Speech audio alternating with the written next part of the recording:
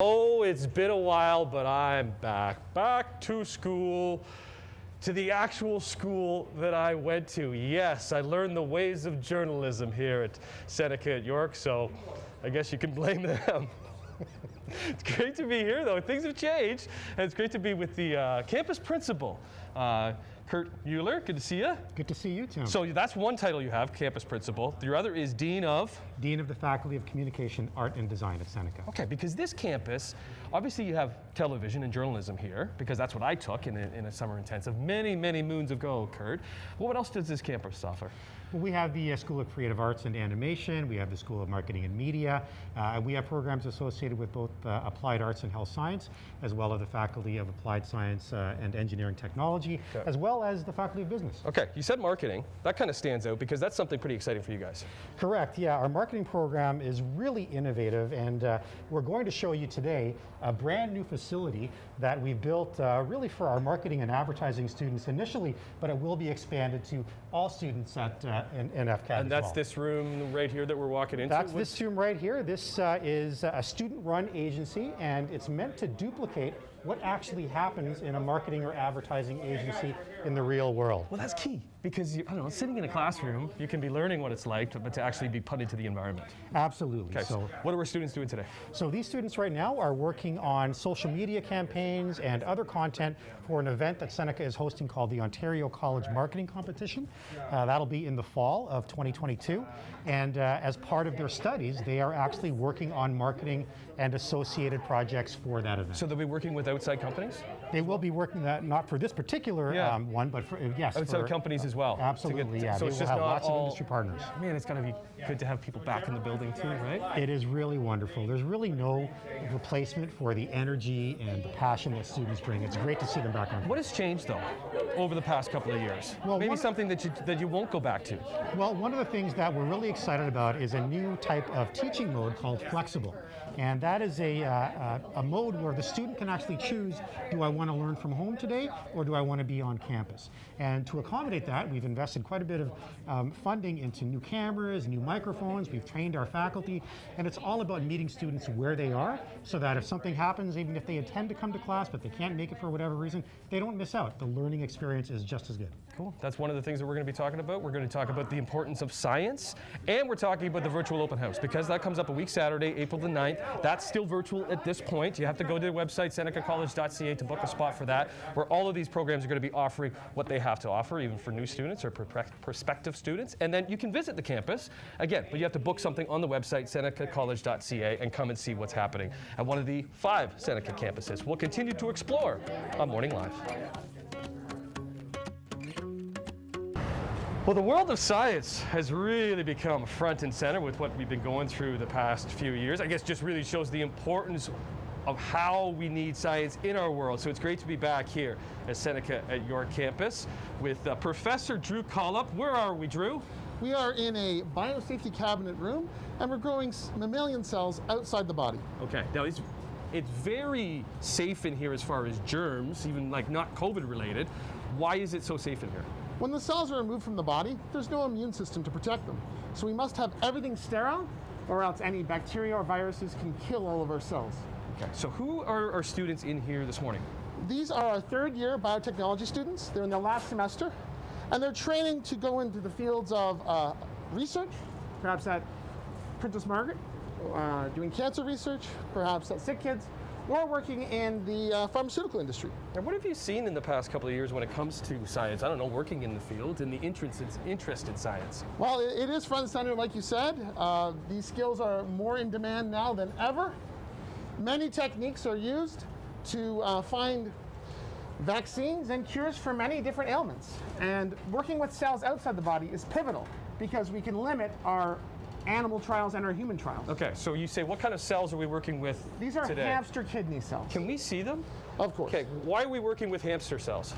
Now, we can't put students in harm's way with human cells. They can transfer over any pathogens to our students, so it's not allowed. Okay. So instead, we grow cells in these flasks. You can't see them. They're microscopic, but if we look at them in an inverted microscope, okay, you can see them right here. Oh, this takes me back. They are growing. They are not dead. They are alive. Okay, what are we seeing when we look at that, Drew? The cells, when they're healthy, they elongate, they spread out, and if we zoom in, we can see more structures. You can see the cells in detail, and you can see some nuclei there. Okay, where's the nuclei? Can we point it out for the camera?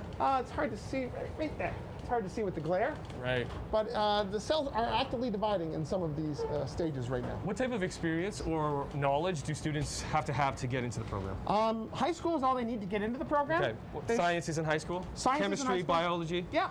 The more you have, the better. Math is very important as well. There's a lot of calculations involved. Okay. It's more than people think. What are you doing for the virtual open house? We're going to be in a chat room, and we have a bunch of videos we've made online for students to hopefully have get an idea of what we're actually about. Cool. Virtual open house. It happens a week Saturday, April the 9th. You have to head to senecacollege.ca to register a spot in the open house. You can still book a tour of the campuses, but you make sure you do that on the website as well. We'll continue our tour when we come back on Morning Live. Well, I want to take you back to about 16 years ago. Young kid, young pup, just graduated Brock University. Didn't really know what he wanted to do with his life. Tried a few different things, and then realized that he liked telling stories. That young pup was me. And I realized I liked telling stories, so I came to Seneca College at York and took a summer intensive journalism program. And here we are 16 years later, annoying you, and annoying Kurt Mueller, back with the campus principal here at Seneca at York. And you named this whole thing after me? You did not need to do that, Kurt. But great to see you.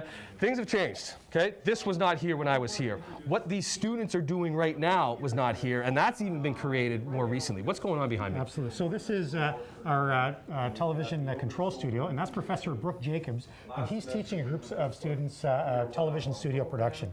What's new is he's using something called flexible technology so that students can join remotely or they can learn in class, and it's really up to them. And if you look there where Brooke's laptop is, that actually has been designed by Brooke along with our IT department to work in a studio environment, or a control room environment, so that he can do that. So it's an example of the type of innovation that really arose out of the pandemic.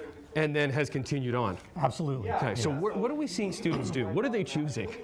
So the students are telling us they love the flexibility associated with flexible teaching. So the idea that they could learn remotely or in person is really appealing, but they also still have the other types of delivery modes available as well. So we have classes that are in person, we have classes that are a hybrid model, which is a combination of in person and online, and we also have classes that are entirely online. And you don't have to choose, you can rotate from day to day. If it's a flexible class, you can choose. Not everything is Not there. everything. Not everything there is there. And that's been going on since when? That's been going on since September 2021. And that's continuing. And that's something that you will continue with. Absolutely. The feedback we're getting from students is that they really, really love the flexibility. And the other piece is that it really does help in terms of accessibility for students that may have issues getting to campus for whatever reason. So that flexibility and that support is something our students really appreciate. You still want to come and see the campus, and that's for any prospective students. They can do that. You just have to go onto the website and book a specific spot. That's correct, yeah. So we are doing in-person tours at our campuses. You just have to go online and book those in-person tours. Okay. And we also have a virtual open house coming up on April 9th. On April the 9th, and the same thing, you just kind of want to book your spot in there, and there'll be a number of things happening with Brooks and the whole gang. Good job, Brooke. Everybody behaving online? You doing okay? Okay, great. We got one more. Visit coming up, and it's I think it's a live arts. Yes. Live arts. We'll be doing that when we come back on Morning Live. Good morning.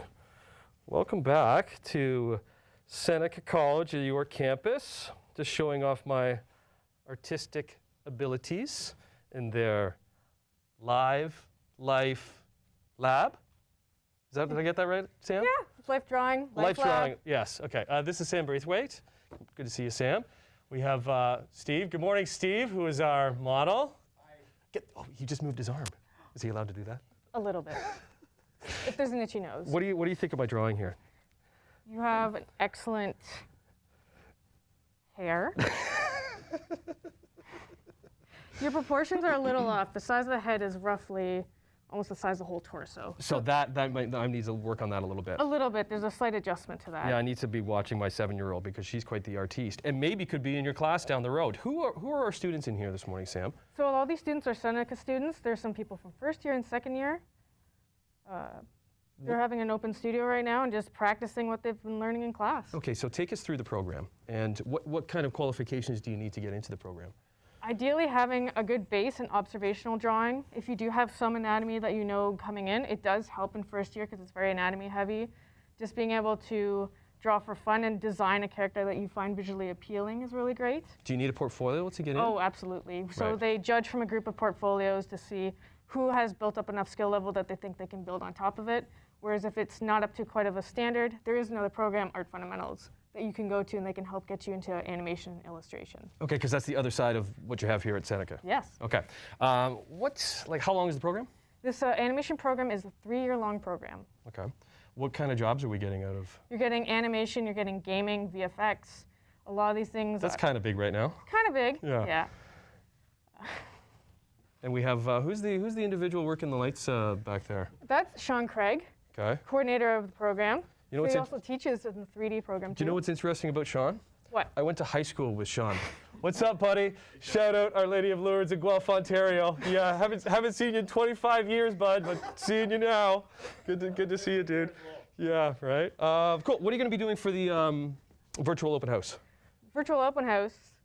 You're going to be doing some sort of demonstration for people to Yes. kind of see, much like this. Yeah. There's different aspects of the program. So there's labs that we have that are specific to training with the program and equipment that we have that can help you get ready for going into the industry. So anybody that's interested in art right now, what do they need to be doing to be able to build their portfolio? Looking what's out there currently in animation is really going to help because that way they'll be able to see what design is what everyone wants right now. Okay. And they'll want to see what kind of like structural standard there is for this, the ability to draw solidly with form. How long can Steve hold that pose for?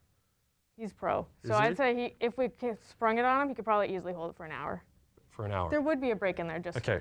And he normally wears clothes when he's doing this? No, this is actually usually a Thanks for keeping your clothes on, Stevie boy. Okay.